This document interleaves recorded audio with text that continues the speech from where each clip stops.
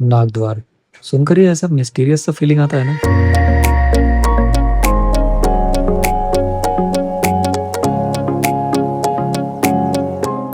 कहीं ऐसा तो नहीं है कि नागद्वार यात्रा में आपको नागलोक का रास्ता मिल जाए या फिर यहाँ कहीं गुफाओं में आपको नागमणि मिल जाए। इस सब का जवाब जानने के लिए आपको वीडियो को लास्ट तक देखना होगा। साथ ही इस वीडियो में हम लोग जानेंगे कि नागद्वार कब जाए, कैसे जाए और लोग क्यों यहाँ जाते हैं। दोस्तों, हम लोग बात कर रहे हैं नागद्वार यात्रा की, जिसे प्यार से लोग मध्य प्रदेश का अमरनाथ भी कहते हैं। अमरनाथ इसलिए क्योंकि यहाँ पहुंचने के लिए आपको एक दो नहीं बल्कि सातपुड़ा श्रेणी की 7 ऊंची पहाड़ियों को पार करना पड़ता है, जिन्हें देखकर अच्छे भले जिम जाने वालों के पसीने छूट जाते हैं। तो चलिए सबसे पहले इस जगह की कहानी के बारे में जान लेते हैं। एक तरफ मूसलाधार बारिश, दूसरी तरफ कीचड़ से लथपथ रास्ता और बीच बीच में लोहे की वो सीधी खड़ी सीढ़ियां, जिन्हें देखने के बाद ऐसा लगता है कि ये सीढ़ियां सीधे स्वर्ग की ओर जा रही हो। और ये सब क्यों? क्योंकि मान्यता है कि भगवान शिव जी ने भस्मासुर से बचने के लिए नागराज को यही छोड़ा था। तो अगर आपको नागदोष है और आपको उससे मुक्ति चाहिए तो उसके लिए सबसे बेस्ट जगह है। बस थोड़ी शारीरिक और मानसिक धैर्य की जरूरत पड़ेगी। अब आता है लॉजिस्टिक पर। देखो भाई, पचमढ़ी में कोई एयरपोर्ट तो नहीं है। आपको सबसे पहले पिपरिया स्टेशन पर उतरना होगा और फिर पहाड़ों के घुमावदार रास्तों से होकर सतपुड़ा की रानी के दर्शन होंगे। लेकिन ट्रैक शुरू करने से पहले फ्यूल बहुत जरूरी है।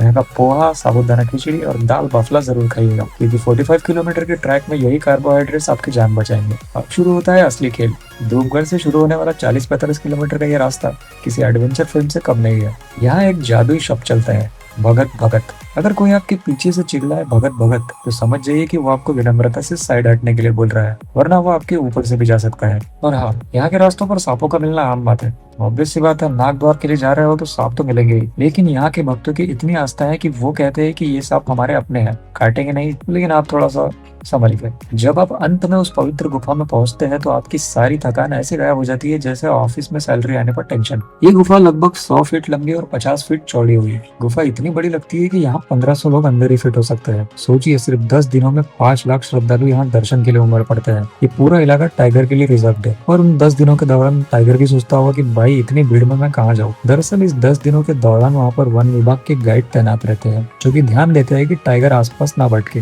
अब जाने से पहले एक बार 2026 के जरूरी गाइडलाइंस के बारे में जान लीजिए। अगर आपने यहाँ पर जाने का मन बना ही लिया है तो इन तारीखों को दीवार पर लिख लो। 8 अगस्त यात्रियों के लिए एंट्री शुरू होगी, 17 अगस्त यात्रा का समापन, यानी कि टाटा बाय बाय। इसके बाद अब यहाँ पर नहीं जा पाओगे। बिना पास के 8 अगस्त से पहले पहुंच गए तो पुलिस वाले आपको वहीं पर रिटर्न टिकट थमा देंगे। अब मैं आपको कुछ प्रो टिप्स बताता हूँ। होटल बुकिंग के लिए अगस्त में यहाँ होटल के रेट 10,000 रुपए तक पहुंच जाते हैं। तो या तो आप जेब भारी रखिए या रेनकोट वाले टेंट का जुगाड़ कर लीजिए। अगर आप जाने के लिए निकल रहे हो तो ट्रॉली बैग लेकर बिल्कुल मत जाना, क्योंकि यहाँ सिर्फ पीठ पर टांगने वाला स्कूल बैग ही अलाउड है। सिंगल यूज प्लास्टिक बिल्कुल बैन है। टाइगर को कचरा बिल्कुल पसंद नहीं है भाई।